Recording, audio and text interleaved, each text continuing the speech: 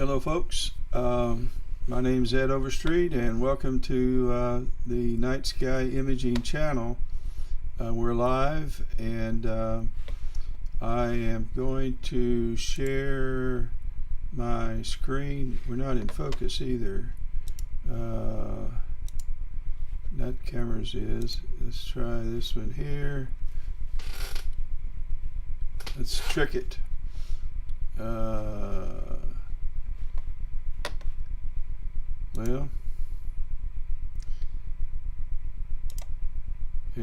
Well, you're not going to be looking at me anyway. So let's share screen, and I'm going to take you outside and show you what telescope we're looking at right now. This is the Smith Cassegrain. By the way, I just came in from outside, and clouds have come from everywhere. So this may be a very short night. But I went ahead and I've set up, I'm on Jupiter right now, so let's go over and take a look at, on Saturn right now. So let's go over and take a look at it. That's the wrong set kit. And there we are with Saturn. Let's reduce the region of interest. And let's zoom in a little.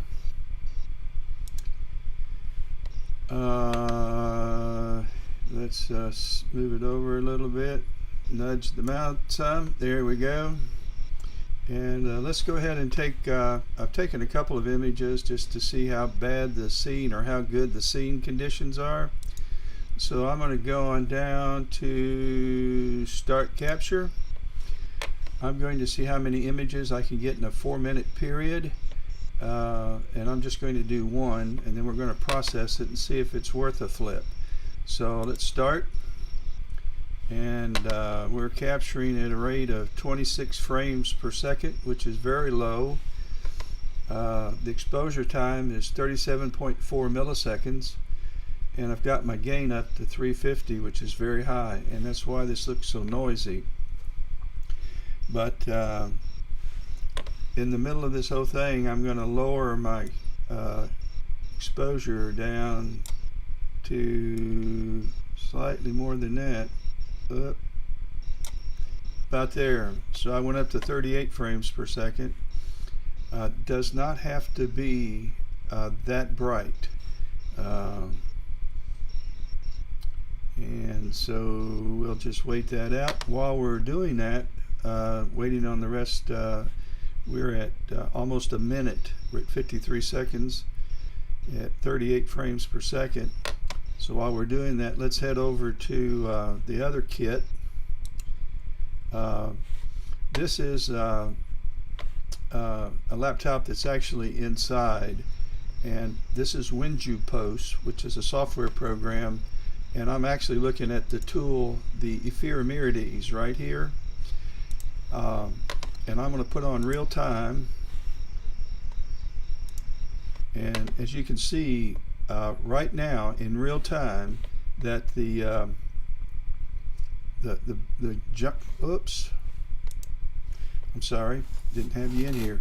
The giant red spot is coming around. So we're at a pretty good, it's at a pretty good time to image Jupiter. So we're going to go over there in just a minute. But for the time being, let's go back to the other scope. And this is going to be our imaging run for Andromeda, clouds permitting. We're going to image for 4 hours and 25 minutes tonight, and we're going to take 30-second exposures of the luminance channel, and we're going to do it 80 times. So we're going to take 80 pictures that are 30 seconds long of a luminance channel. Then we're going to rotate the filter to the red channel. We're going to take 80 red filtered images for 45 seconds, then green for 45, then blue for 45. We're going to take 80 of each, and then when we go to hydrogen alpha, we're going to take 15 180 second 3-minute images, and that'll conclude that night, or tonight. Be sometime in the morning, again, clouds permitting.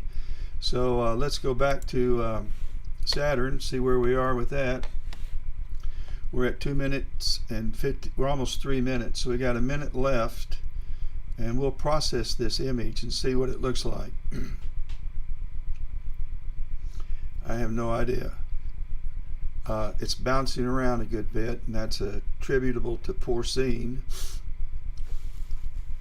I can't tell whether I've got a good focus or not, and that's attributable to poor seeing conditions. Although they're not rated all that bad, I can just tell you that they don't look that good. Usually seeing gets better later at night, and I'm shooting very low over the horizon right now, so the atmosphere closer to the ground has more thermal activity. Trust me, my telescope's not moving.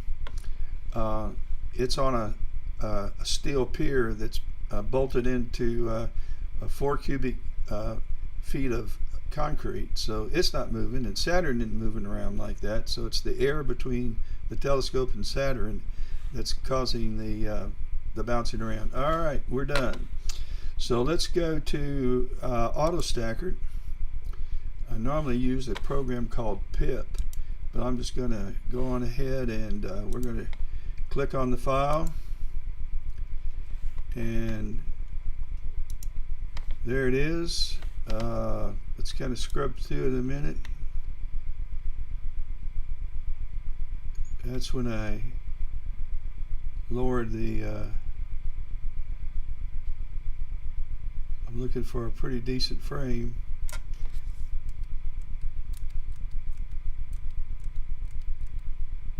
Alright, let's just stay with that one. Let's analyze it, and it's going to take it a second.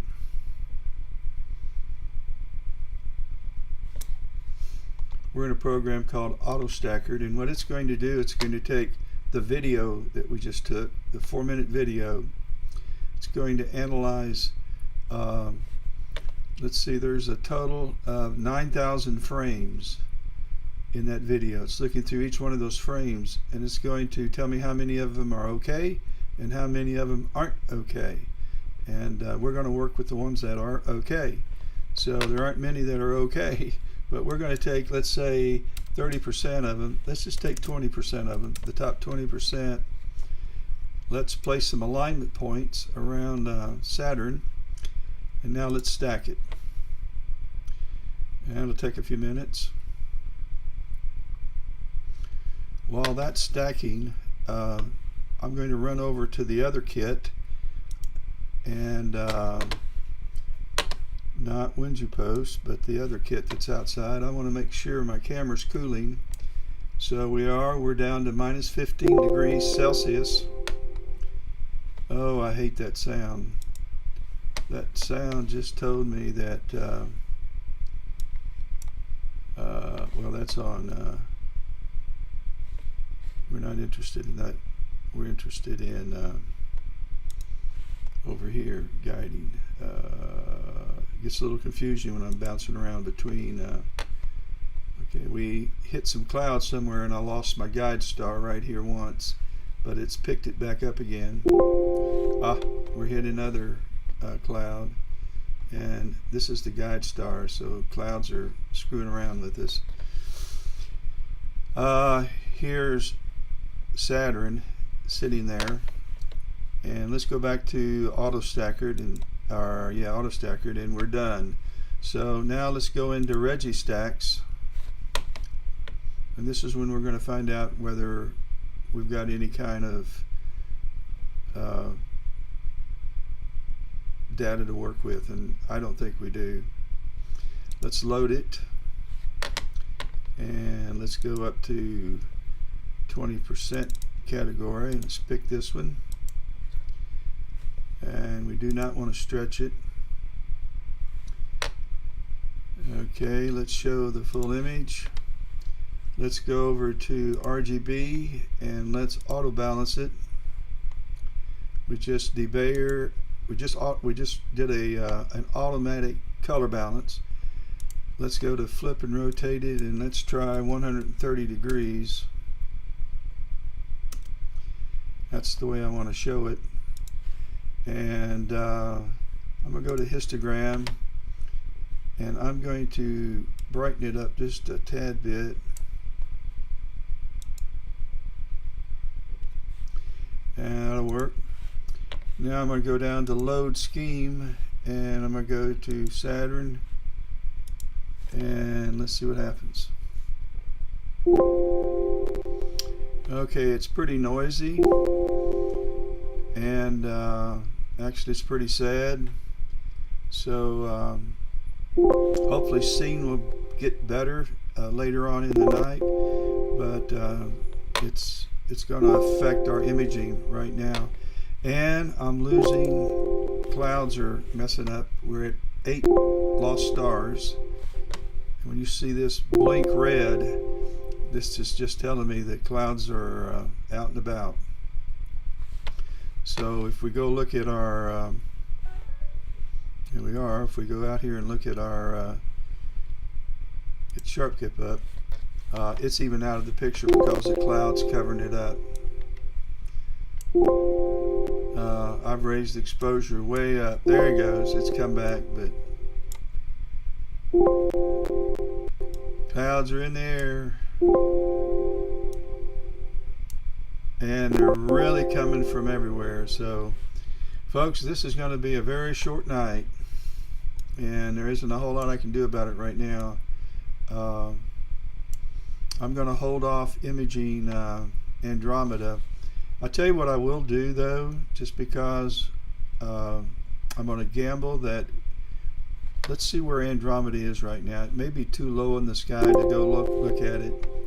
Let's get our planetarium software, and let's go over here.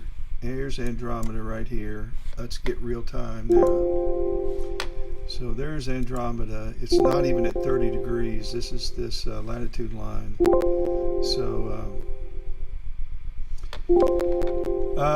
let me go back to the other scope, and because we're kind of wasting our time with I'm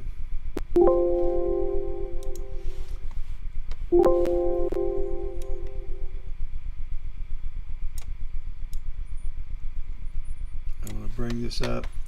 I'm going to go to PhD, and I'm just going to stop it right now.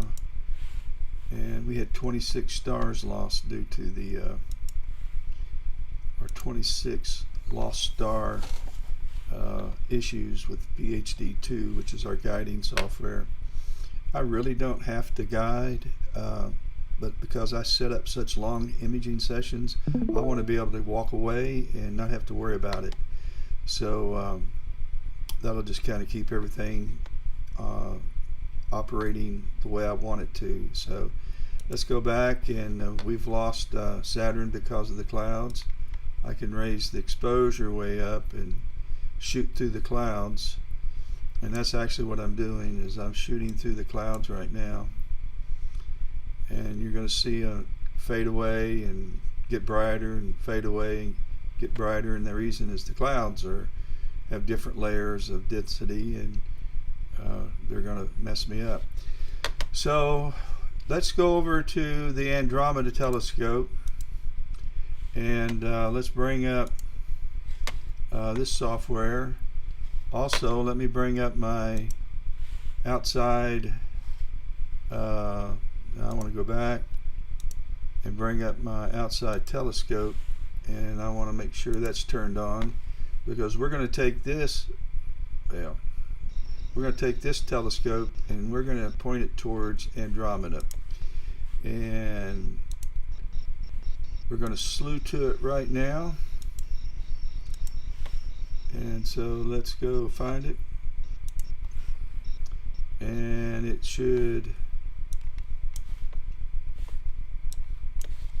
are we parked? Let me go look and see. Nope.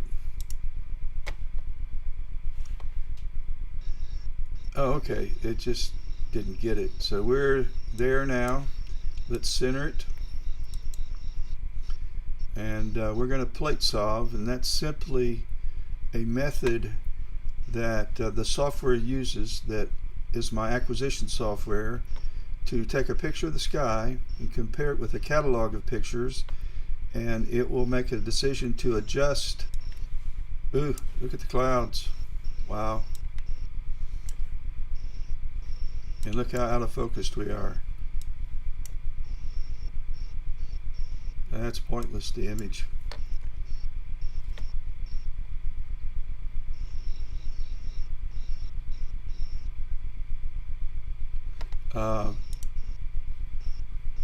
It's pointless to even try. We're covered up now in clouds with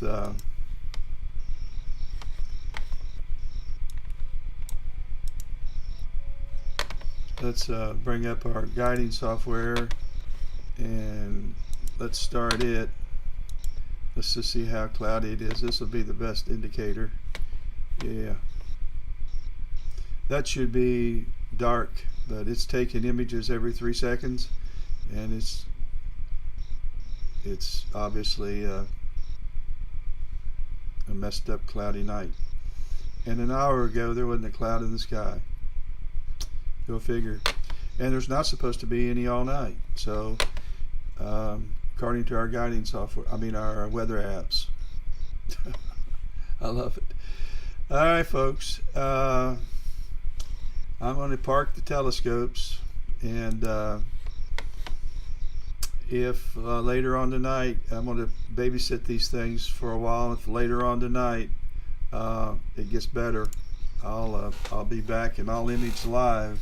But I would imagine most everybody will be sound asleep by the time I have a chance to do that. All right, I'm going to bring up the hand controller, and I'm going to park this telescope, and it's moving it around to the home position, and I'm going to go to the other one as well, and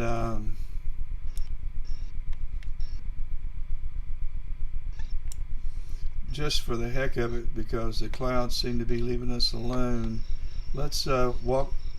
Well, there's clouds acting up. Let's just go over to Jupiter and see if how the clouds are surrounding Jupiter. And that's right here. And so let's slew there, and let's bring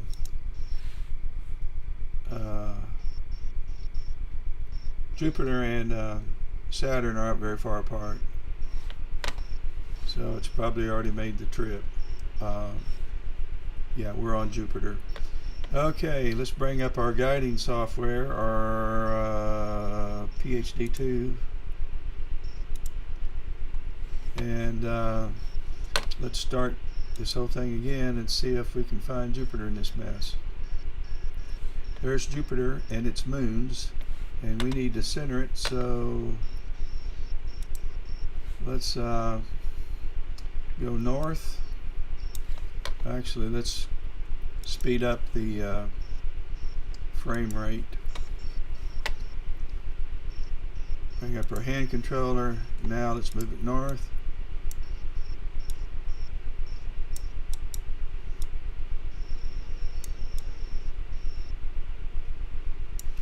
Let's speed it up some to 2 times sidereal. No, we don't want to go east. We want to go east. Okay. See the clouds changing the lighting. There, we really got clouds out there now. Terrible. And then we can go ahead and get rid of this. Let's bring, we need to come south, and then let's go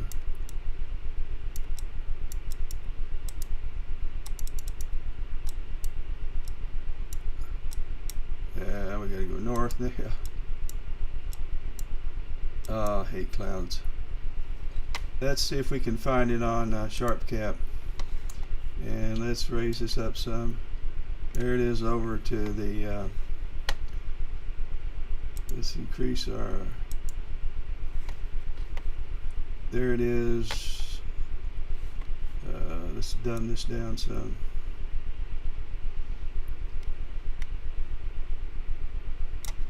And let's move it over.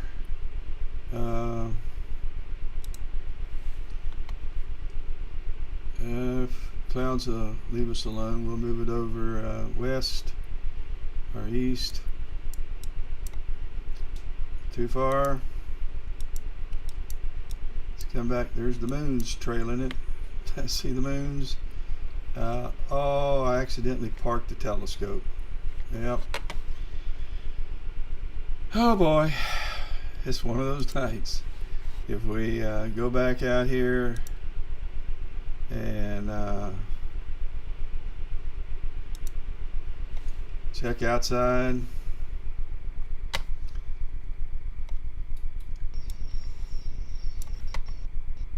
Well, I thought I clicked on park. Let's go back. I did. So why is that?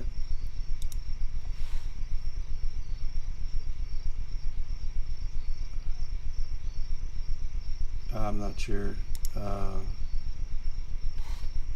That's real time, so let's go back to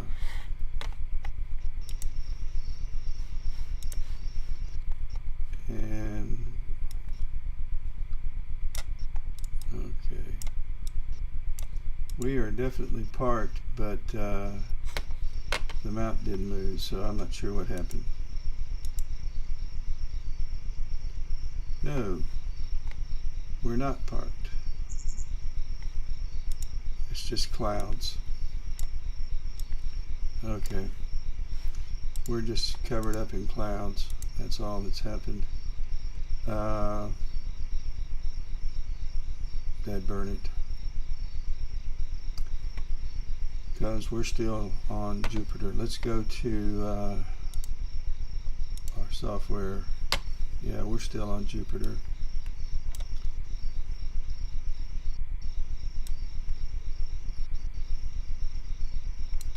All we can do is kind of wait it out and or call it a night and come back later on if the clouds should disappear.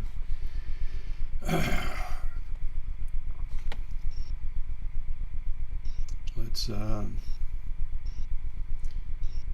bring up our imaging software again. We don't need to be at auto, and we don't need any crosshairs.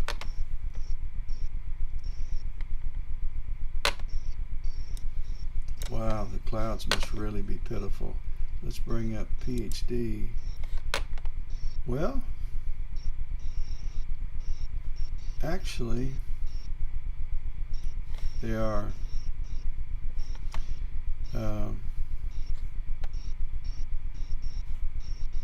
yeah.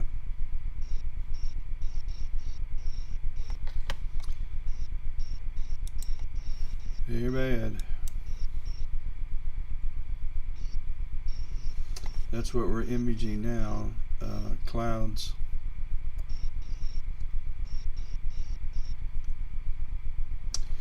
Okay, folks, it's going to be a short night for live, anyway, for live viewing. I'm going to stay with this to maybe 1 o'clock, checking the clouds, and I would like to get about 4 hours of Andromeda in.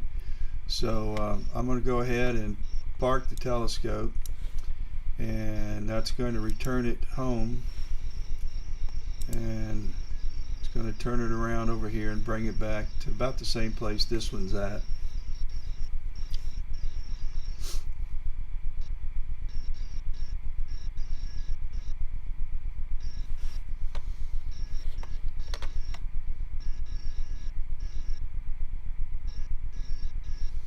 Even the video from outside is coming in pretty choppy.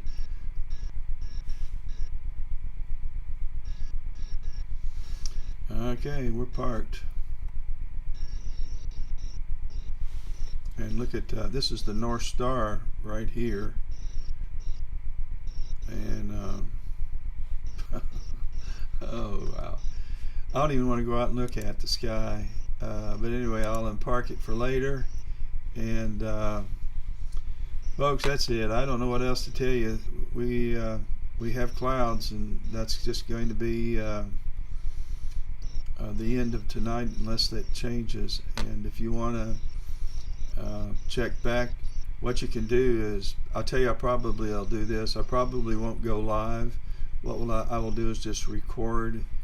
If the sky's clear, I'll just start recording and add that to the YouTube channel. It won't be on Facebook, but it'll be on the Night Sky Imaging YouTube channel. So everybody have a good night, and I'll catch you when it's clear.